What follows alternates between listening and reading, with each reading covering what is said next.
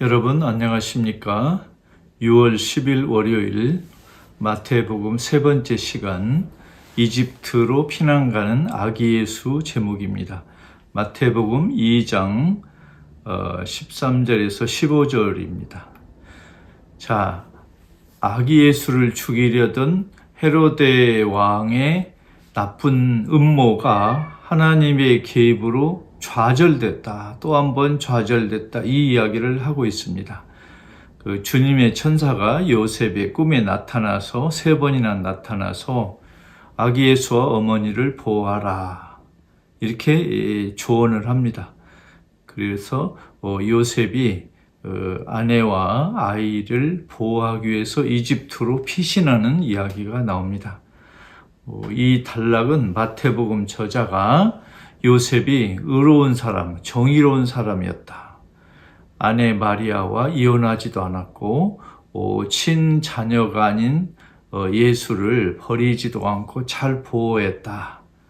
그런 요셉의 의로운 행동을 칭찬하기 위해서도 썼고, 또 한편으로는 이 모든 사건에, 즉 예수가 세상에 탄생하기까지 마리아의 협조, 요셉의 고뇌, 어머니 마리아와 아버지 요셉의 정말 의로운 결단이 참 위대하다.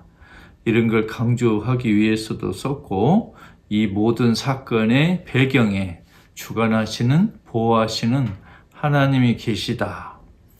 예수의 탄생에는 하나님의 뜻이 개입되어 있다. 이런 말을 하기 위해서 마태복음 저자가 이 글을 썼습니다. 자, 이 단락은 아기 예수를 죽이려는 세력과 아기 예수를 살리려는 하나님의 대결 구도가 그려져 있습니다. 즉 예수를 없애려고 하는 헤로데 왕, 또 조금 뒤에 나오면 바리사이파 사람들, 그 다음에 유다교 그 지배층들에게 속아가지고 동원되어서 예수를 죽이라고 나중에 외치는 마태복음 27장 20절에 가면 나오는 그 일부 군중들이 한편에 있고, 예수를 보호하려는 요셉, 마리아, 천사, 하나님이 한편에 있고, 그래서 이 선한 세력과 악한 세력의 대결 구도를 마태복음 저자가 그리고 있습니다. 그러니까 예수는 세상에 태어나면서부터 곧바로 선과 악의 투쟁, 갈등, 고뇌의 현장의 한복판에 계시다.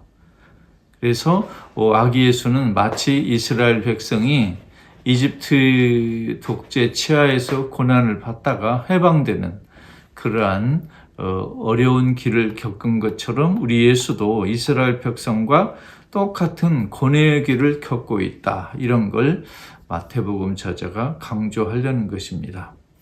예수는 마태복음에서 처음으로 하나님의 아들로 소개되었습니다.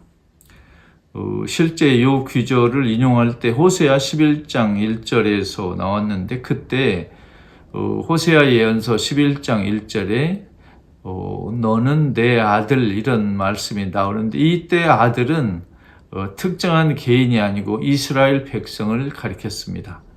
그러니까 마태복음 저자는 이스라엘 백성을 가리키는 하나님의 아들, 내 아들, 이 표현을 나자렛 예수를 단독으로 가리키는 걸로 바꿔치기 한 것입니다.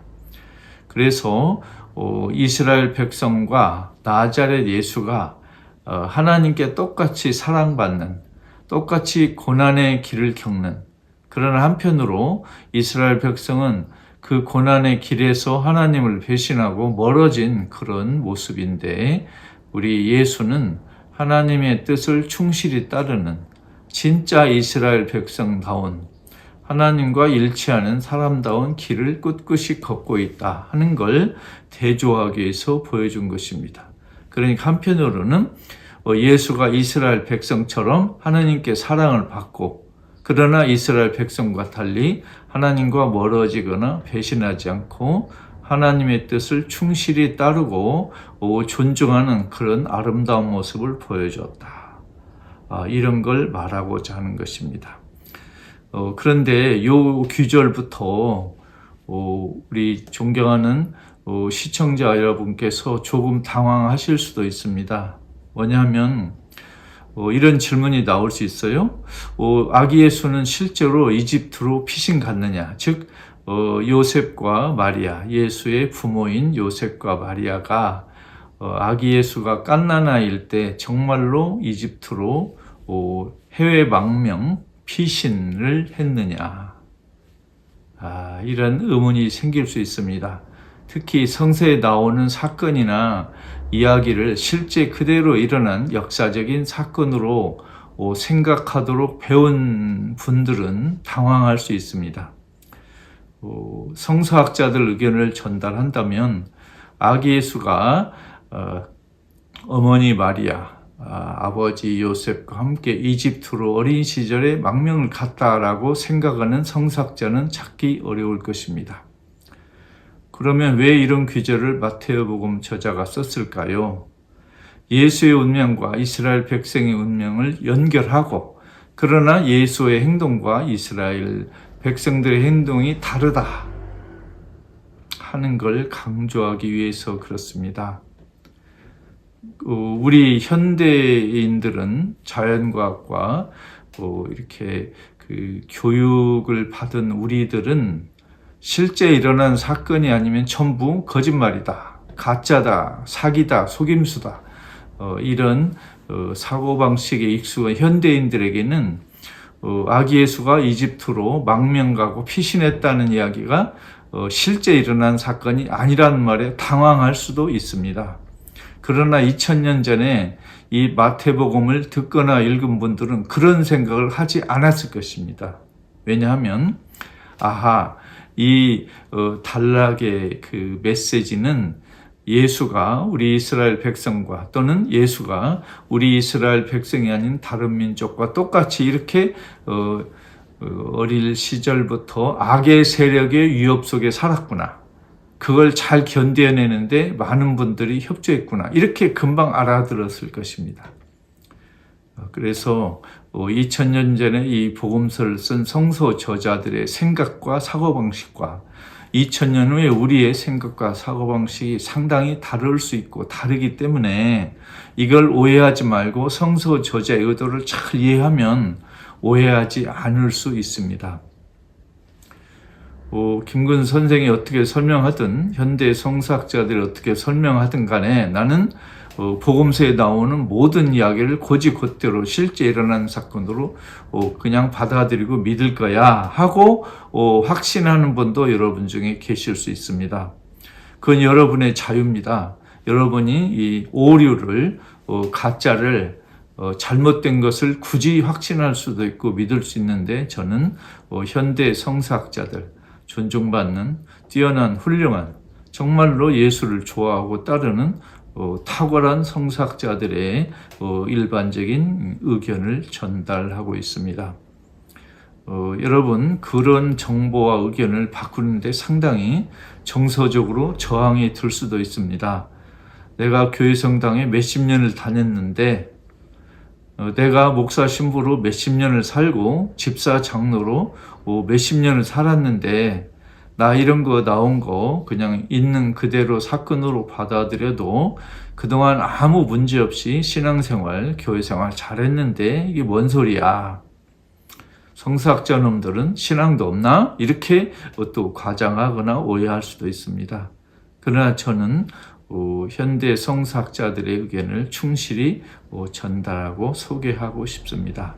그러니까 성서 저자는 그 당시 실제 일어난 사건을 마치 유튜브로 촬영하거나 바로 옆에서 녹음하거나 녹화하거나 기록해서 쓴 것은 아닙니다.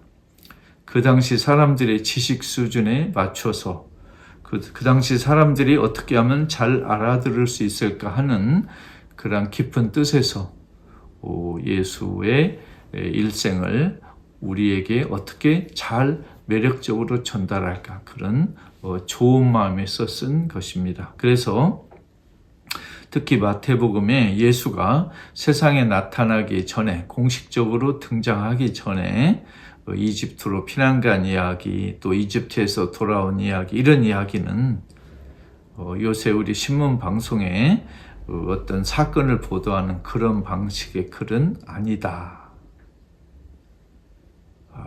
이런 것을 이렇게 설명 들으셨습니다. 다시 한번 말씀드리면 우리 복음서 저자들은 예수가 이스라엘 백성처럼 그 억압의 길에서 해방의 길로 또 예수를 방해하고 죽이려는 많은 세력과 사람들의 억압 속에서 생명을 유지하고 우리 인류에게 이렇게 좋은 행동과 말씀을 드디어 보여주셨고, 그 배경에는 하나님의 깊은 사랑과 섭리가 있었다. 이런 복음서 저자들의 의도를 우리가 아는 걸로 충분하다고 저는 생각합니다. 그러니까 여기에서 어떤 목사 신부님이 설교할 때 예수는 어릴 때부터 피난민의 심정을 겪었다. 난민의 고통을 어린 시절부터 몸소 겪었다. 이렇게 아름다운 메시지로 설교할 수도 있고, 그렇게 하는 건 목사 신부님들의 개인적인 자유의 영역에 속하지만, 그러나 성서학자들은 이 단락이 실제 일어난 사건은 아니라고 분명히 말하는 걸 외면할 수도 있지만, 그러나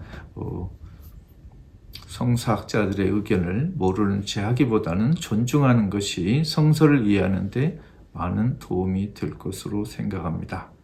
그러니까 오늘 제 말씀의 마무리를 지어보면, 예수와 예수 가족이 어린 시절에 실제로 이집트로 피난을 갔느냐 하고 성서학자에 물으면 그런 일은 없었다, 이런 답을 들으실 것이고, 그러면 이 성서 저자가 왜 이런 이야기를 썼을까 하면, 아까 말씀드렸지만 예수가 이스라엘 백성과 같은 고난의 운명을 겪었고, 그러나 이스라엘 백성과는 다른 하느님을 끝까지 존중하는 그런 삶을 살으셨다.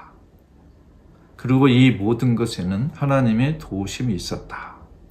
이 문단, 이 단락을 읽고 보는 우리들은 하나님과 예수의 일치된 삶, 하나님의 보호하신 예수, 그리고 대체 이렇게 예수를 보호한 하나님의 깊은 뜻은 어디 있는가? 마리아와 요셉이 예수를 보호하기 위해서 얼마나 노심초사하셨을까?